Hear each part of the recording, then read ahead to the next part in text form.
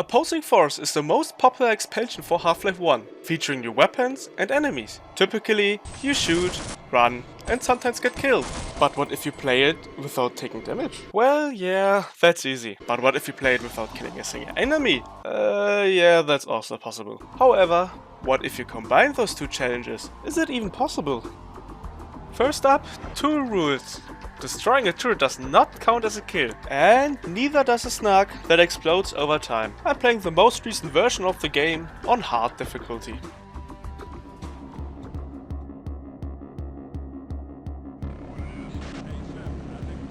Chapter 1 was uneventful. You're flying in an Osprey and experience those incredible 1999 special effects. And without saying anything, your squad leader took the chance to skydive without a parachute.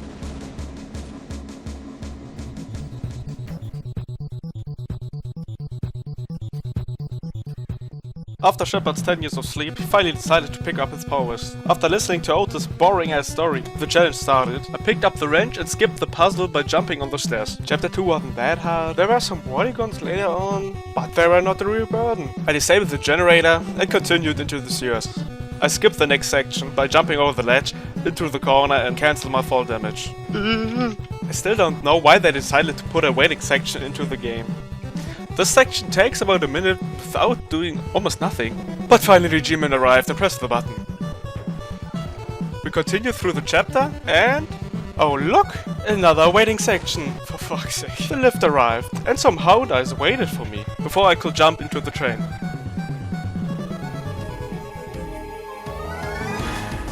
Chapter 3 started with a semi-long train ride, and right up there was the first burn of this challenge. To advance, you need to trigger the cutscene of the shock trooper. That destroys the window for you. But there are some enemies in the way. Either I dodge the enemies until the animation is finished, or...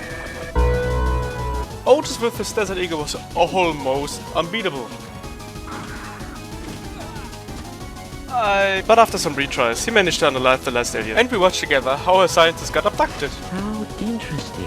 Just look at that. The following section was really painful, because those three bodyguns just want to ruin your day. I put them one by one onto the lift, and Otis did the rest. It took me about 30 minutes of quick saving and reloading, because neither the bodyguns nor Otis wanted to go on the lift. By the last bodygun, I tried to go for it, and surprisingly, it worked. I climbed up the ladder and crawled through this tiny vent.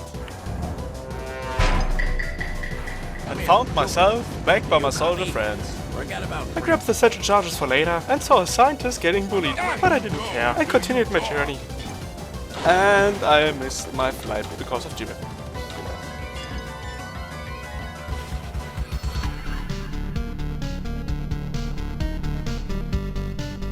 Left behind and sad, a friendly bodygun heard me crying and opened the wall for me that provided a route to more venting and some questionable rooms, like this room with those huge fans, or the fucking fire test chamber.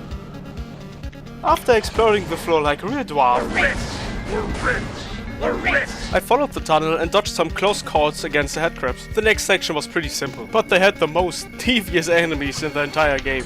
I fucking hate pit drones. I just don't like them. And they're gonna be a pain in the ass later on. I disabled the fuse box for the elevator and climbed up the shaft, and found myself finally in the office complex.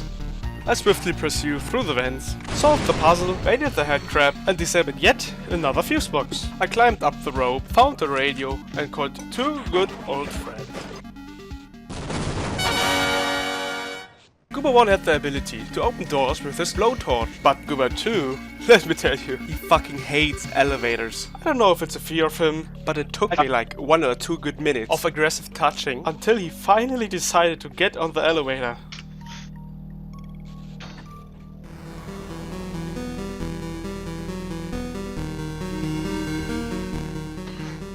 Until now, the challenge was actually not so hard. However, this quickly changed from this point on. It broke me mentally. There are 3 hard parts, and they are all in a row. If I hadn't taken the soldiers with me, it would have been impossible to make progress. Right out of the elevator, you get greeted by a ton of bodyguns. And because I'm playing on hard mode, the bodyguns can kill the soldiers in 1 or 2 hits. Also some things happen, like Goober 2 throwing a grenade at me. Or Goober 1, how he doesn't give a fuck about bodyguns. The strategy was simple. I needed to bait the bodyguns long enough so that the soldiers can kill them. But this took longer than it should be. But after some time and many retries, the last Vortigern was killed. Up to the next room, more Vortigerns. Up to the next room, more Vortigerns. Up to the next room, you guessed it, more Vortigerns. Guwa Won's bloodlust increased after every kill he made. He was so excited that he started to shake. After he cleared the last few Vortigerns, I could finally continue my journey. The second part is short, but incredibly annoying. You find yourself in a room with two alien grunts. First of all, you need to destroy the triangle thing, then jump on the rope and climb across over the toxic waste. But because this is a challenge and I can't take damage or even kill anyone, it was impossible to get through without taking damage by the alien grunts. So I needed to find another way. The solution was pretty simple actually. All I needed to do is to bunny hop from the railing onto the other railing, onto the button and then on the elevator. But of course that was not so easy to implement because those two alien grunts just loves to aimbot you with those high fans. I tried it several times but with no luck. But I noticed when they get aggro, they start to run sometimes. In this moment they can't shoot me, so I paid attention when they start to run. And I didn't make the jump. But luckily for me, I was out of sight for the alien grunts to shoot me, so I just used the elevator. Arriving at the surface, I was greeted by a medic, but I ignored him and went straight through the door, destroyed the turrets and the trip mines, and went back to the broken vent. A shit ton of Black Ops waited for me and my medic friend, but this is a problem for the near future. First of all, I needed to somehow access the facility, but every time I destroyed the vent, the Black Ops are getting alarmed. Rocket launcher! To solve this problem, you just need the wrench. If you right click and hold with the wrench, then switch to another weapon, and then switch back to the wrench, the attack is still charged, but it doesn't make any sound. So, the vent is open. Great. But how do I manage to get past the two Black Ops by the truck or the two who are standing at the door? Well, this was actually also pretty easy. I noticed that if you shoot with any type of weapon, they are able to turn in your direction, but won't get hostile. This is because there is no line of sight, and this also works with explosive, even if they run away. Must have been the wind. So I threw a grenade and the soldiers ran away. This gave me the opportunity to sneak up to the truck, where I threw another grenade to make sure the enemies didn't see me. I destroyed the plank, and on my way back, I got noticed. That's when the real fun began. Since I couldn't kill anyone, someone else needed to do the dirty work. And the only option I had was the medic with the pistol.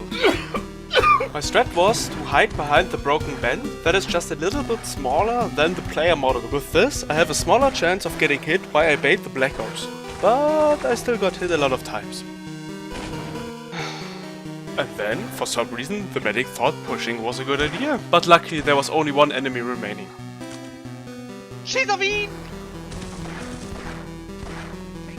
After this close call, he revived the engineer who opened the door for me. I destroyed the turret, triggered the mines, and this time I was greeted by two soldier friends with better weapons. So this is gonna be a breeze, right? Right? Fuck no. But with a lot of patience and many quick saves, they managed to kill enough assassins that I can run past the remaining ones and open the door. But the fun was not over. Next up I need to open yet another door that is guarded by a lot of Black Ops and female assassins, and I just want to ruin your day. So in this case I had two options. Option number one, complete the previous session so cleanly that the medic and the two soldiers are still alive. Option number two, skip the entire thing by jumping onto the gate and reaching the lever through the wall. Well, you can guess what I picked. The last thing to do was to stun lock the final enemy by shooting a grenade over his head, and I completed this chapter finally.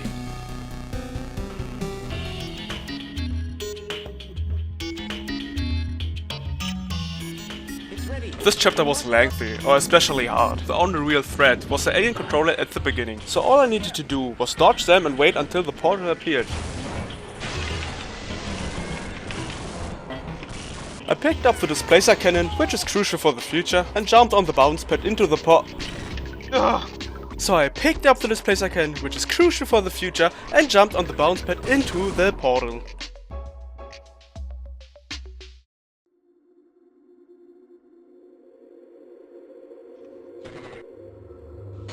After getting teleported, I dropped down onto the ladder, opened the door and went to rescue the scientist. I simply ignored the pit drones and activated the button through the wall. I waited for the slow scientist to finally arrive at the door, and waited some more for the animation to finish. But then a new problem occurred. The door was locked, and even if I somehow bring the scientist with me, he just explodes, leaving the door broken. So the only way to continue was through the ventilation. But there was just one tiny dilemma. 20 pit drones. The vent was infested with those creatures. 4 waited for me in the first room, with more coming from above, and 3 more in the back room. First of all, I tried to just run past them and somehow get through without taking damage. But of course, this method proved to be a bad one. After quite some time, I was curious about what to do next. I decided to try the displacer cannon for fun and noticed that some pit drones went missing after I teleported. I was excited to have found a way to continue, but something felt odd. They just don't disappear like that. So I tested my theory, and of course it turned out that everything dies near me when I teleport. That was my last hope. I really thought the challenge was doable. But well, this is the end. I'm out of ideas. At this point, I can't progress without taking damage or killing someone. The challenge is over. But then, I found a way to solve my problem. After playing this level over and over again, I noticed that the pit drone shoots are solid, unlike the bullets in this game. So I had a new idea. Maybe I can position the pit drones in a row with the intention that the rear pit drone shoots the one in the front of him. And it actually worked. So I baited them and tried not to get hit. But of course, this was easier said than done. It took me about half an hour to position them correctly and get them to kill each other. After a shit ton of saving and reloading, 2 pit drones were dead, and I decided to just try to run past the 3 remaining ones. And with a little luck, I made it. Oh, yes. I was relieved. The challenge wasn't over after all, so I used the teleporter. The last thing to do was to run past the zombies, open the door, swim into the airlock and dodge the spawning enemies. And after a brief stint in Zen and a quick swimming section, I finally made it through this chapter.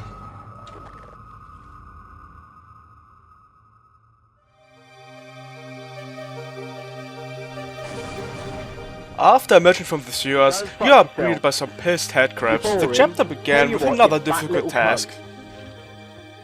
You find yourself in a long hallway with the door at the end. Unfortunately, the door is locked. Going back results in an ambush by 2 pit drones and a shock trooper, who destroys the glass you need to go through. But how the hell can I get past them? Well, that is quite easy. With the techniques I learned in the previous chapter, this was a lot easier. First of all, I noticed that if you use the displacer cannon in the first half of the hallway, you get teleported right behind the enemies. Since the shock trooper spawns later, you need to teleport right after the first pit drone spawns, so he gets intentionally aggroed, without alerting the shock trooper. The pit drone will now try to shoot you with the shock trooper in the way. After the shock trooper gets hit, he will turn to the left, so you need to sneak as quickly as possible and move to the right when the shock trooper spawns. This creates a blind spot, helping you avoid being spotted. Once this was done, the chapter wasn't that hard anymore. I picked up some ammo for the displacer cannon, took the elevator, dodged more pit drones, and jumped into the next enclosure. So weird speaking, how nice.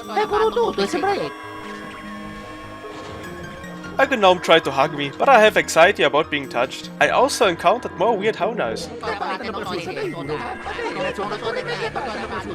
I grabbed the barnacle grapple and headed back to the elevator. I climbed up the ladder and... wait, I took damage.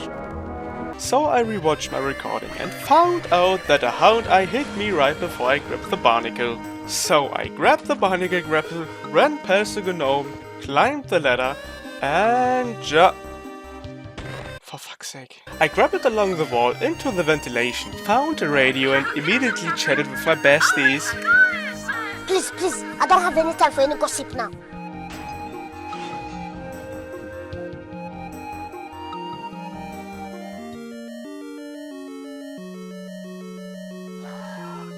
This chapter was incredibly painful. G-Man opened the door for me, and I narrowly dodged an attack from the bull squid. Further on, I encountered the pit worm, a huge, horrific alien thing that blocks the way.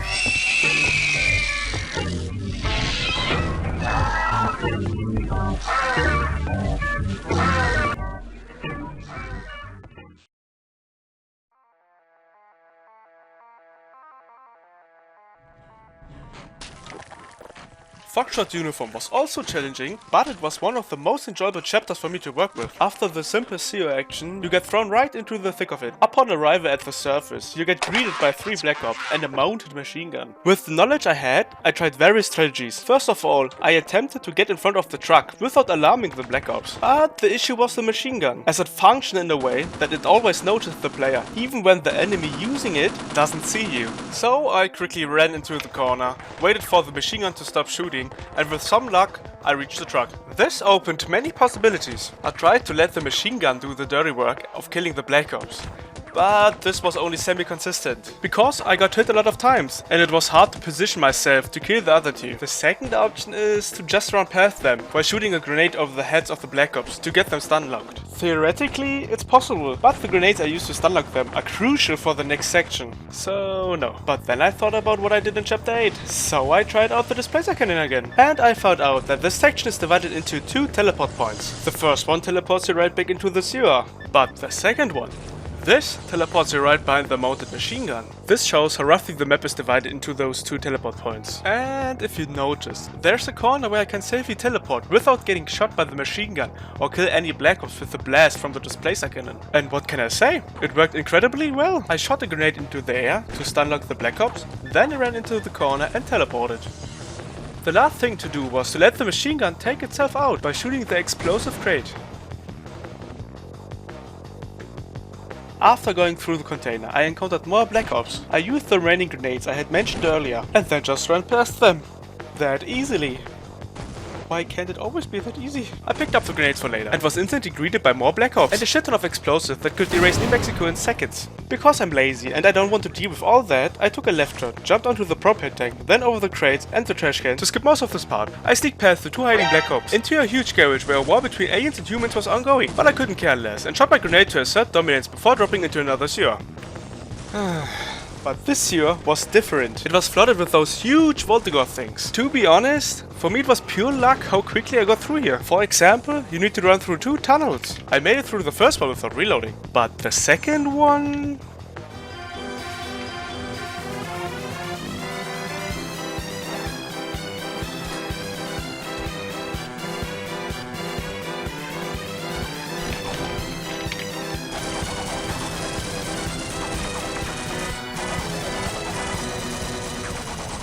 But after reloading a previous save, I somehow made it through on the first try. I couldn't believe it.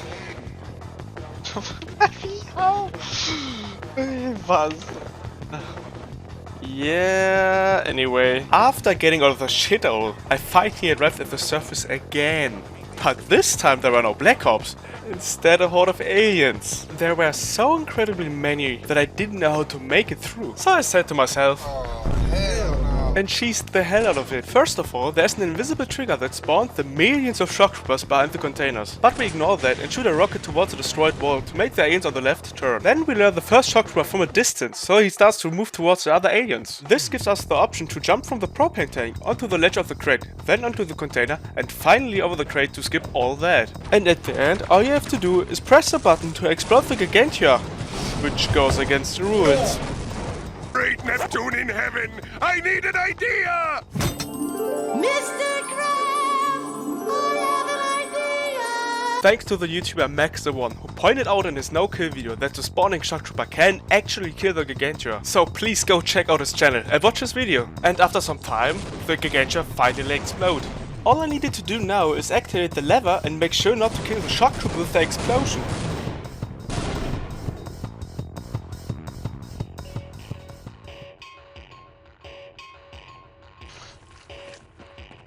This chapter starts with a big open field with a machine gun and a single Black Ops right at the start. In addition, 2 more will show up later. My first idea was to let my soldier friends deal with a single Black Ops. Then I would sprint from cover to cover while under fire from the machine gun. This worked quite well, but things got tricky afterward. You see, once the gunner behind the machine gun spotted me, he dismounted as soon as I was out of line of sight. Then he began to attack me as soon as I got close enough. And another issue was that this also made the other 2 Black Ops hostile. This method would work, but by pure accident, I stumbled upon a better solution. In a test run while my friends fought the Black Ops, I randomly tried to surf on the rock wall. And to my surprise, I ended up outside the boundaries, allowing me to walk behind the machine gun and even bypass the trigger that would normally bring the other 2 Black Ops. Next, you find yourself in another large open field, but this time you are constantly bombarded by a huge mortar. To continue, you need to go through the door on the right. where a Black Ops soldier is inside. There you must activate the radio to open the bunker on the left side, but this also triggers the spawn of more enemies. After that you need to crawl through a pipeline, ending up in a staircase with even more Black Ops in your way. At the top of the staircase you find the way out, leading you to the mortar. From this point you must use the mortar to destroy the big gate while being attacked by 2 Vortigaunts. Oh, and when you destroy the gate, a Vortigaunt and 2 shock troopers spawn. To activate the radio, the plan was simple. I needed to throw a satchel over the wall, aiming roughly for the corner. Then I would detonate it, causing the Black Ops inside to turn. Next I had to sneak past him by only tapping the W button continuously, because if I held it down, he would notice me. I don't know why holding the button makes more noise, but this solution worked. Well, great. The bunker's open now. But what next? When I get out, the 2 spawned Black Ops are instantly hostile towards me. And how the hell do I get past the enemies in the staircase? Let's ignore that for a second and talk about the operator of the mortar. For me to use it, I need to kill him. And yeah, that's against the rules. Not to mention that he was already hostile because he saw me earlier. So a new solution had to be found, and you probably won't guess what it is. It's this little guy. I used a trick well known in the Half-Life speedrun community called snark climbing. This technique involves using a snark to boost yourself, allowing the player to reach heights that you normally can't. And yes, there is an invisible wall on top of the wall. So, where do I get the snarks from? That's easy. I picked them up back in chapter 8. I took cover behind the water tower, waited for a moment, and then went for it. Next, I activated the trigger to spawn the helicopter and waited for it to clear the alien force blocking my path. Then I waited for the helicopter to fly to the left side of the map. I headed towards the fence, used the snark to boost myself, disabled the power, and placed 2 satchel charges in those 2 corners before proceeding into the parking garage. You might be wondering why. Well, right after entering the parking garage, a pit drone and a shock trooper facing directly towards me. The explosion caused him to turn away, giving me the opportunity to position myself for the next section. I threw a grenade near the shock trooper to stun lock him and began bunny hopping past him. The lower parking lot was chaotic, aliens and Black Ops everywhere, but I used this to my advantage, as I wasn't the primary target. I quick saved in the gap to the right, as sometimes the Black Ops would switch their focus to me, and with a bit of luck, I made it into the ventilation. But this chapter wasn't over yet. There was still one big challenge ahead. I needed to get through this door, but to get Barney to open it, I first had to disable the nuclear warhead. As I climbed down from the vents, I encountered the Black Ops staring right at me. Fortunately, the leather texture was see-through to me, but not to the AI. Oh, nah, I ain't see nothing. As a matter of fact, I can't even see you, sir. I climbed to the left side of the ladder and shot a rocket into the corner to turn him around. Then I threw a grenade to the right side of the other Black Ops to make him run behind the container. I had to be quick and jump back onto the ladder, as the explosion will cause the first Black Ops to turn back into my direction. I repeated the trick with the rocket launcher and I was good to go. Now to the difficult part. At first, I tried to sneak up on them, but they become alerted every time I approach. So I checked the editor and found out that a trigger let the enemies turn. But why? There had to be a way to activate the trigger without being spotted. Well, the answer to my problem was something I had used not that long ago. I thought to myself, maybe the snark can activate the trigger for me. But as it turns out, no, he can't. But they can attack them, forcing the animation to stop, and this deactivates the trigger. So, all I needed to do was throw a satchel charge in the left corner, deploy a snark, and detonate the charge after the snark was taken out. I sneaked slowly but steady towards the warhead, disabled it, and Barney opened the door for me, which led to the final chapter.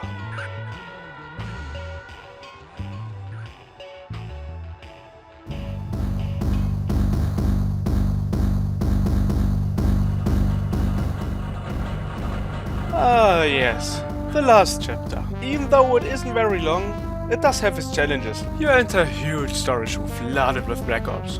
The right path is full of enemies, but the left path only has 2 in the way. And the only way to move them without being noticed is to use a grenade trick from chapter 5. So I threw a grenade to the right to make every enemy, especially the female assassins, turn away. Then I used the self-made lineup to force one of the 2 Black Ops on the left to move, followed by another grenade for the other one. Without the first grenade, a female assassin will block the second Black Ops, causing him to run towards me instead of moving to the right. I threw another grenade in the same direction as the first one, to turn everyone away from the left path. This gave me the opportunity to sneak past them easily. Next up there was yet another Black Ops right in front of me, and another machine gun. Great. However, this wasn't too hard to solve. I just needed to throw a grenade right under his feet to force him run past me. Weirdly enough, it NPCs don't get alerted if they run away from grenades. I waited for the big moving crate to stop, and then started running a second after they began moving again, using the crates as a cover, while I ran past the machine gun.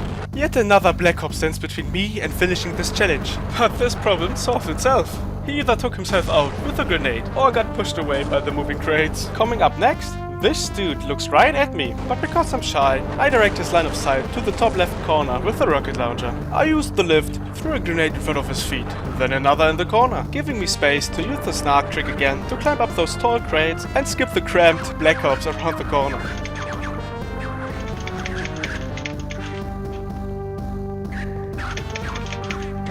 Well, all that was left was to wait patiently until the aliens killed the remaining Black Ops, and then I was good to go to face the final boss.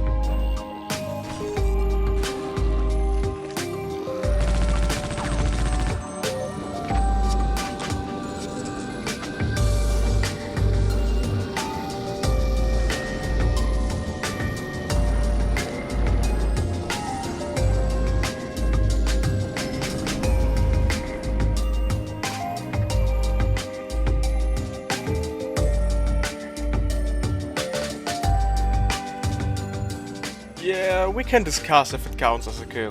Some say he retreats, some say he dies. It's up to you to decide. But anyway, thank you for watching, and maybe we see us next time.